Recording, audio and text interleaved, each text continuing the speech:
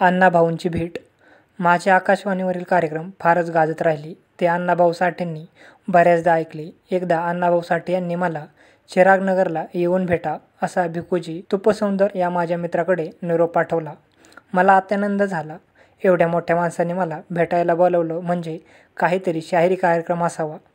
दुसऱ्या सायंकाळी 4च्या सुमारास चिरागनगरीची खाचखळग्यांची ओबडधोबड वाट तुडवत अण्णांचं घर विचारत एका झोपडीपाशी आलो. त्या झोपडीच्या दारात वळणीला बाळवती सुकत घालत असलेल्या बाईला अण्णाभाऊ साठेंचं घर कोणतं म्हणून विचारलं. ती म्हणाली, ही बघा डाव्या अंगानं असंच मोरं जावा, तिथं चहावाल्याचं हाटील आहे. अंग ते त्याच मोरल्या अंगाला विचारा, तिथंच जयवंतबाई राहते या. मी म्हणालो, अहो ताई, मी अण्णाभाऊ साठेंचं घर विचारतोय. ती म्हणाली, अहो मी तेच की सांगते या. अहो जयवंताबाई आहे ना, ती अण्णाभाऊंच्या मालकीन आहे. जावा इकडं कडकडनी. चिरागनगरातली ही वाट सदानकदा चिखल पाण्यानं लोळत पडली या कडकडनच जावा. मी पुढे नेमका चहा हॉटेलजवळ गेलो. चहावाल्याला विचारलं, अण्णाभाऊ साठेंचं घर कोणतं? ओ क्या ओ 5वा झोपडा आहे ना, वहाच अण्णा रहते हैं. त्यानं दुरूनच घर दाखवलं. मी झोपड्याच्या दारात जाऊन पोचलो. दारातून अण्णाभाऊंना हाक मारली. 4.5 फूट उंचीच्या माझ्यासारखीच काळी सावळी मूर्ती घामजलेल्या अंगानं बाहेर आली. अण्णाभाऊंना मी प्रथमच पाहत होतो. त्यांनी मला ओळखलं. तुम्ही विठ्ठल उमाप शाहीर ना? मी होय म्हणलं. या असं म्हणून मला त्यांच्या झोपडीत नेलं. अण्णांनी मला मोडक्या बाजावर बसायला सांगितलं. अण्णांनी आपलं मोडकं गंजी फ्राक म्हणजे बनियन घातलं आणि आम्ही बाहेर आलो. मला अण्णाभाऊंचं घर दाखवलं. त्याच चहावाल्याच्या हॉटेलात अण्णांनी चहा दिला. तिथेच त्यांनी शाहीर तुम्ही केव्हापासून गाता वगैरे चौकशी केली. मी मोकळेपणाने पण लाजत-बुजत सारं काही सांगून टाकलं. ऐकून त्यांना खूप बरं वाटलं. आम्ही चहा घेता अण्णा म्हणाले, तुम्ही फार चांगलं गाता. तुमच्या रचना आकाशवाणीवरून ऐकल्या. तुमच्या बुलंद पहाडी आवाजाने मला मोहून टाकलं. तुमच्या वागणुकीची, वर्तनाची इतरांकडून माहिती मिळवली. तुमच्यामधल्या आवाजाचा गोडवा मी अनेकदा चाखायला विठ्ठलराव.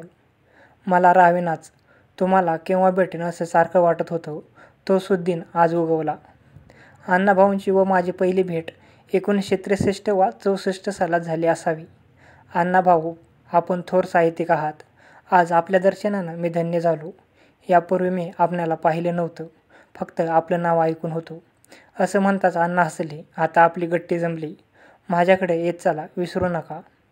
एवढ्या मोठ्या शाहिराने आपलेपणाने मला जवळ केलं. जणू काही फार वर्षाची आमची ओळख आहे अशाच पद्धतीने माझ्याशी त्यांचं बोलणं वागणं चाललं होतं. पहिल्याच भेटीत मी त्यांच्या प्रेमात पडलो. अण्णांचा निरोप घेऊन मी घरी आलो. तिसऱ्या दिवशी अण्णांच्या भेटीला गेलो असता मोडक्या टेबलवर तुटक्या खुर्चीवर बसून एका दांडीला धागा बांधलेल्या तुटक्या चष्म्या डोळ्याला लावून अण्णा लिहित होते. जेव्हा मी जाई तेव्हा ते लिहितच असत. 5 एक मिनिटं मी आतल्या एका बाजूला उभा होतो. तिथं पाणी साचलेलं छोटं डबकं होतं. चुलीजवळ साठे वहिनी गालाला हात लावून विचारमग्न बसलेल्या होत्या. त्यांच्याजवळ एक तांब्या, एकच जेवणाचं ताट, एक डेचकी असा हा संसार होता. असा हा संसार तोंड वासून पडलेला. चुलीत अर्धी कोळसा झालेली लाकडं होती. अण्णांच्या वलनीला बऱ्यापैकी एक सदरा लेंगा हँगरला लोंबकळलेला होता. अण्णांच्या समोर एक पुतळा होता. तो ग्वारकीचाच असावा, कारण मी खूप जणांकडून ऐकलं होतं की अण्णा ग्वारकीला गुरु मानतात, तो त्यांचा आदर्श आहे वगैरे. हे दृश्य पाहत असताना एकाएकी माझ्याकडे अण्णांनी पाहिलं. केव्हा आलात विचारलं. नुकताच आलो असं मी सांगितलं. मी चिरागनगरात गेलो नाही तर अण्णा प्रेमाने रागवत. अण्णांना माझ्या विना करमत नसे व मलाही गमत नसे. हळूहळू आमचा घरोबा वाढला.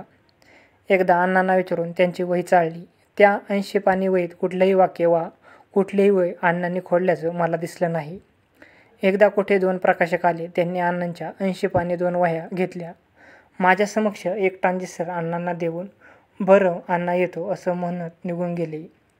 अण्णांच्या कथेचं मानधन केवळ एक ट्रान्झिस्टर. मी विचार करतच राहिलो. कधी अण्णाही माझ्या घरी येत. असेच एकदा माझ्या घरी अण्णा जेवायला आले होते. जेवण उरकल्यावर आम्ही गप्पा करत होतो. माझ्या पत्नीला म्हणाले, बाय, मी जर जगलो वाचलो तर माझ्या विठ्ठलला मी रशियाला घेऊन जाईन.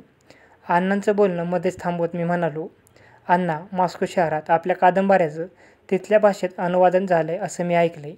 अण्णा होय म्हणाले. अण्णा, मॉस्कोमध्ये आपल्या कादंबऱ्यांच्या अनुवादांचे आमापसं मानधन तिथल्या बँकेत आहे असंही म्हणतात. तुम्ही ते मानधन काही करून मिळवा.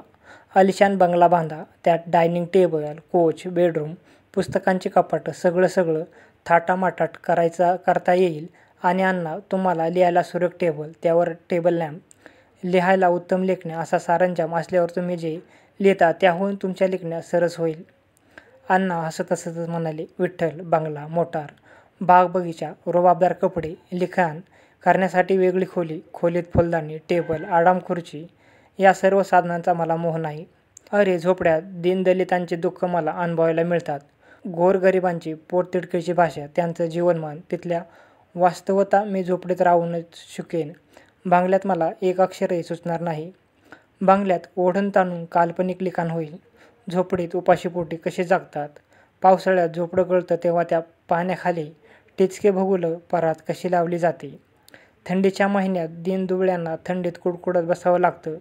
इथं दुःखाला झेलत जगणारी माणसं, त्यांची पालं, त्यांच्या हाणामाऱ्या. विठ्ठल, काय सांगू अरे. वास्तवाने ओतप्रोत भरलेल्या या दुबळ्या जगात सत्य साहित्य मला बंगल्यात बसून लिहिता येणार नाही. माझ्या कादंबऱ्यांचं मानधन मॉस्कोतच राहू दे. त्या संपत्तीनं मी बिघडून जाईन, गरिबीला विसरून जाईन. सत्य लिखाणाला पारखा होईल म्हणून मला ते मानधन नको.